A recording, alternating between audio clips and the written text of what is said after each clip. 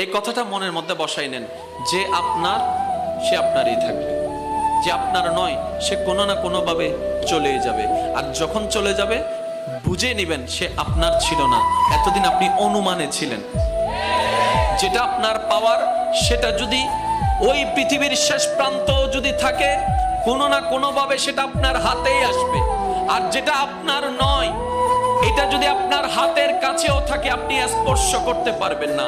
বাস এই দুইটা কথা যদি আমরা কোনোভাবে মনে এবং মাথায় রবের উপর ভরসা করে বসাই ফেলতে পারি, আমাদের জীবনের অর্ধেক ডিপ্রেশন এমনিতেই কমে যাবে। সুবহান।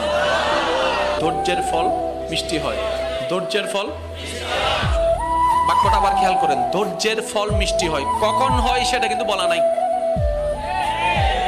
কখন হয় কি বারে হয় সেটা কিন্তু বলা নাই। তার মানে ধৈর্যের ফল মিষ্টি হবে এটাই সত্য, কিন্তু সেই সময়টা যেন আমরা নির্ধারণ না করি যে এতদিন পরে হবে। না না, আল্লাহ